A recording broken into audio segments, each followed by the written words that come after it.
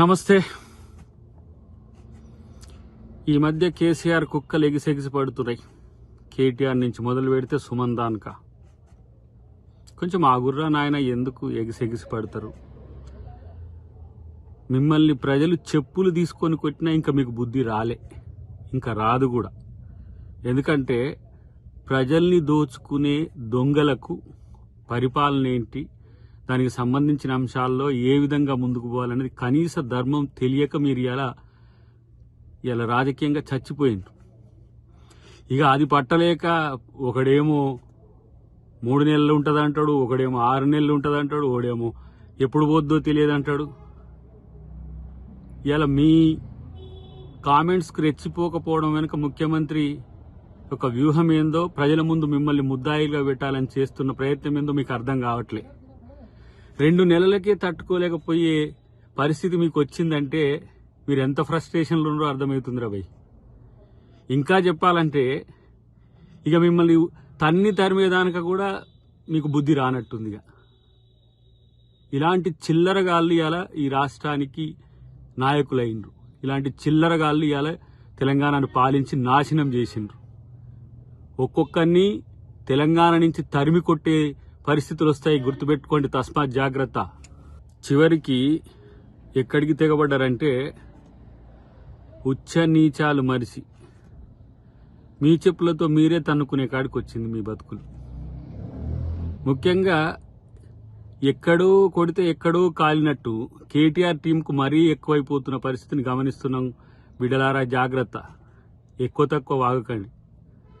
మీ ద్రోహాలేందో, మీ దోపిడేందో, మీ అవినీతి ఏందో, అక్రమం ఏందో ఒక్కసారి వెనకకేసుకొని చూడండి. మీ బతుకులేందో ఒకసారి చూసుకోండి ఫస్ట్.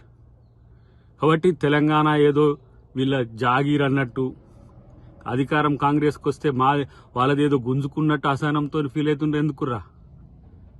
తెలంగాణ ప్రజలు మిమ్మల్ని తన్మే రోజులు ముందునే, గుర్తుపెట్టుకోండి. మీ అవినీతి అక్రమాలు తెలిసిన తర్వాత మాట్లాడుతున్నారు కదా ఒక్కొక్కడు. కాబట్టి ఇలాంటి చిల్లరగాళ్ళు, ఇలాంటి చెత్తగాళ్లను ప్రజలు పట్టించుకోవద్దు అసలు ఫస్ట్. వీళ్ళ వల్లనే ఈ తెలంగాణ ఇట్లా నాశనమై ఈ స్థితికి వచ్చింది.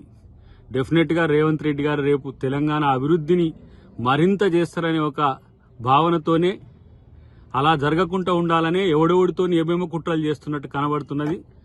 మిమ్మల్ని ప్రజలు శిక్షించే రోజు భవిష్యత్తులో ఉండదనేది గుర్తుపెట్టుకోండి.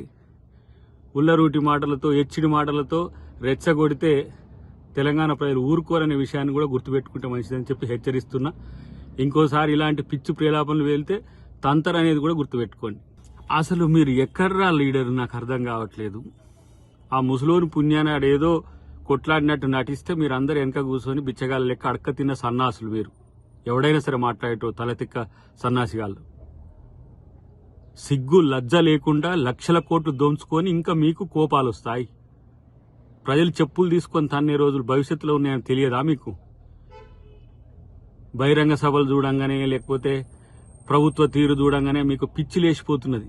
ఎర్రగడ్డకో ఆ వైజాగ్కో పోండి సన్నాసులారా, గుంపు కట్టుకొని పోరి. ఇలా నేను అంటున్నా, మీ అక్రమాలకు ఆగడాలకు ప్రజలు శిక్ష వేయబట్టి మీరు తగ్గింది. కానీ లేకపోతే మూడోసారి మీరు అధికారంలోకి వస్తే పరిస్థితి, రాష్ట్ర పరిస్థితి ఏంది, ఇక్కడ ప్రజాస్వామ్యం పరిస్థితి ఏందో అందరికి తెలుసు. కాబట్టే మీరన్న దానికంటే 100 మాటలు ఎక్కువ అనగల శక్తి కాంగ్రెస్ కార్యకర్తలకు, కాంగ్రెస్ నాయకులకు ఉన్నది. ఈ మౌనం కేవలం ప్రభుత్వం వచ్చింది ప్రజల కోసం మనం ఆలోచించాలనే ఉద్దేశంతోనే తప్పితే, చివరికి ముఖ్యమంత్రి సైతం స్పందించినా మీకు సిగ్గులజ్జలేకపోయాయి. ఇంకా పనికిరాని పిచ్చి మాటలు, పిచ్చి ప్రేలాపనలు. మిమ్మల్ని చెప్పులు తీసుకొని మొదటి నుంచి చివరి వరకు తన్నలేం. అదేం పెద్ద పనా? ఇదేనా మీ సంస్కృతి? ఇదేనా మీ రాజనీతి? దిగజారు రాజకీయాలు తప్పే ఇంకో తెలియదా? ఇప్పటికైనా ప్రజాస్వామ్యయుతంగా ఉండడం నేర్చుకోండి. కనీసం 10 సంవత్సరాలు పాలించడమని చెప్పుకునే సిగ్గులేని సన్నాసులు గిట్లా ప్రవర్తిస్తే ప్రజలు చెప్పులతో కొడతారనే విషయాన్ని గుర్తుపెట్టుకోండి. మీరు ఈ 9 ఏండ్లలో చేసిన తప్పులకు రోజుకో చెప్పుతో కొట్టినా మీకు బుద్ధి రాదు. మీరు తిట్టిన తిట్లకు, మీరు చేసిన తప్పులకు 4 కోట్ల మంది ప్రజలు వాళ్ళ చెప్పులతో మీ చెంపలు వాయించినా కూడా మీకు సిగ్గులజ్జ రాదని తెలిసిపోయింది.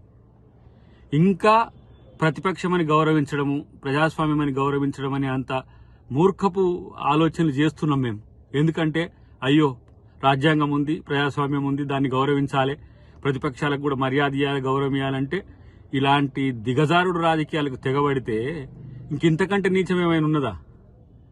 ఇలా నేను అంటున్న ప్రజలకు ఒక పిలుపునిస్తున్నా, ఇలాంటి దద్దమ్మల వల్ల, ఇలాంటి పనికిరాని చెత్తగాళ్ల వల్ల తెలంగాణ సమాజానికి ఏం ఒరిగాడు. ప్రత్యేకించి నేను చెప్తున్నా, దాదాపు లక్షల కోట్లు, అది రేపు తెలుస్తుంది, అవినీతి తెలుస్తుంది, ఒక్కొక్కని సంగతి తేలుస్తుంది, మొత్తం ప్రభుత్వం కూడా తేలుస్తుంది.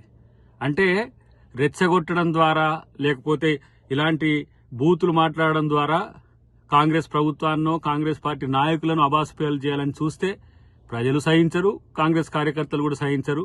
ఇంకా మీకు రాజకీయంగా బొంద చెప్తే ఏం మిగిలింది మీకు బొంద? ఇంకా దోచుకున్న జాలకి ఇంకా రెచ్చగొట్టి ఇవాళ ప్రజల్ని మళ్ళీ విడగొట్టే ఒక వైరుధ్యాలు పెంచే చర్చ చేస్తున్నారా? అందుకనే మిమ్మల్ని గౌరవించాలంటే భవిష్యత్తులో మీరు గౌరవంగా ఉంటే మంచిది, లేకపోతే ప్రతి ఒక్కరికి తగిన శాస్తి తప్పదని చెప్పి హెచ్చరిస్తున్నాం. ఇంకా కొంచెం ఆ కేసీఆర్ మీద గౌరవం ఉండి, మా ముఖ్యమంత్రి గారు గౌరవించాల్సిన అవసరం ఉండి, తెలంగాణ ఉద్యమంలో ఉండడనే ఉద్దేశంతో గౌరవంగా ఉంటే ఇలాంటి పిచ్చి కుక్కలు రెచ్చిపోతున్న పరిస్థితి ఉన్నది. ఇప్పుడు నాయన కేటీఆర్, ఏందిరా బాబు నీ బాధ, ఏందిరా నాయన ఇదంతా? నీ పిచ్చి కుక్కలే వరలేదు మొత్తం బయట.